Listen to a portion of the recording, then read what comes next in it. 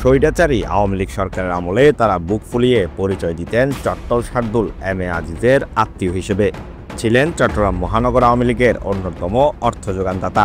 আওয়ামী লীগ নেতাদের সাথে ছবি তুলতেন, এমনকি স্বৈরাচারের শিরোমণি খুনি শেখ হাসিনার সাথে তাদের আছে একাধিক ছবি। সেই ছবি দেখিয়ে মানুষকে করতেন হয়রানি। তারা হলেন তারিন মহিউদ্দিন আজিম, আরিফ মঈনুদ্দিন, শওকত ওসমান ও মহিউদ্দিন আব্দুল হাই।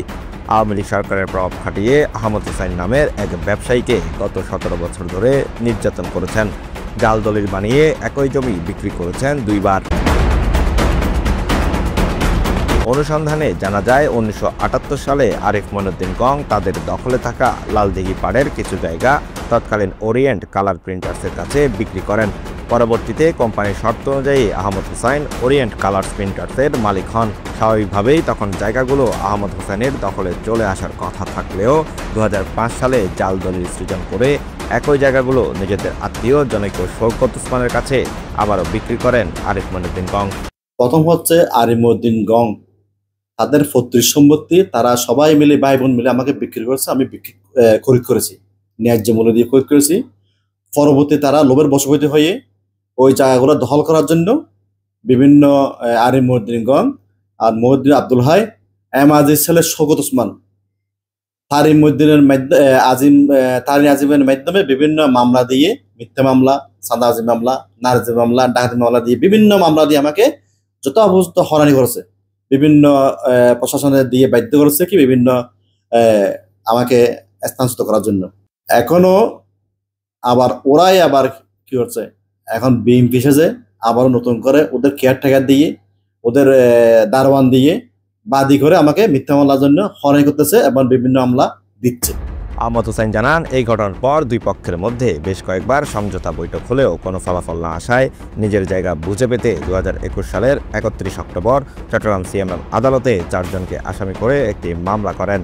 মজার বিষয়, এই মামলার তদন্তভার পেয়ে পিবিআই তদন্ত শুরু করলে আরিফ মঈনুদ্দিন সহ 4 আসামিকে দোষী উল্লেখ করে আদালতে চার্জশিট জমা দেন।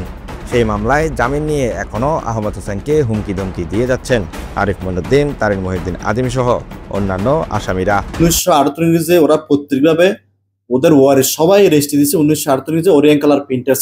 পরবর্তীতে একই সম্পত্তি আমি কোম্পানির রেজিস্ট্রেশন আমি মালিকানা অর্জন করি। পরবর্তী রেজিস্ট্রি বলে আমি জায়গাটা খরিদ করি। পরবর্তীতে ওরা আমাকে জাল দলিল বলে অভিযোগ আমাকে বের করে দিয়ে হাঁটছিল, জোর করে ক্ষমতা, আওয়ামী লীগ ক্ষমতা অপব্যবহার করে জোর করে বের করে হাঁটছিল। তখন তাদের বিরুদ্ধে আমি কি করলাম, একটা জাল দলিল। ওরা একই সম্পত্তিকে আবার 2 মধ্যে অন্যজনকে রেজিস্ট্রি দিয়ে ওরা জায়গাটা দখল করে দেওয়ার জন্য আমাকে বিভিন্ন মামলা হয়রানি করছে। এখন ওদের বিরুদ্ধে মামলা করার পরে ওদের বিরুদ্ধে পিবিআই তদন্তের বিরুদ্ধে চার্জশিট দিছে। ওরা এখন জামিনে আছেন। জামিনে থাকার পরও ওরা এখন আবার বিভিন্ন মামলা দিয়ে জায়গাটাকে দখল নেওয়ার জন্য চেষ্টা করতেছে।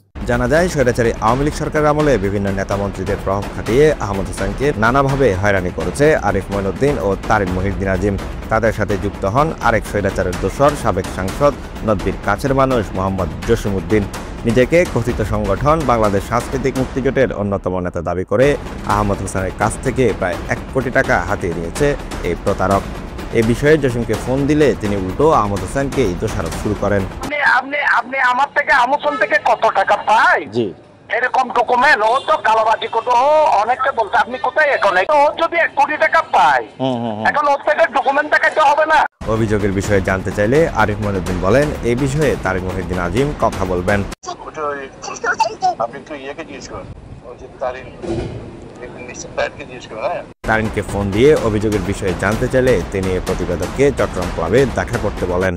অভিযোগ আছে না? জি জি জি, আহমদ হোসেন করছে অভিযোগ না? আহমদ হোসেন, যাই এটা একটু জানার ছিল আমার। আমি সব জানি ভাইয়া।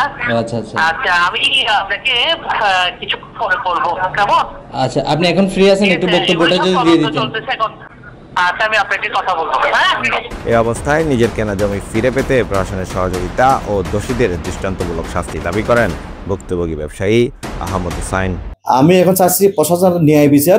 আমার দালালিক সবগুলো ডকুমেন্ট আছে, যেখানে ন্যায় বিচার পাই আমি প্রশাসন কাজে দাবি করব। Desk report, news BD 24।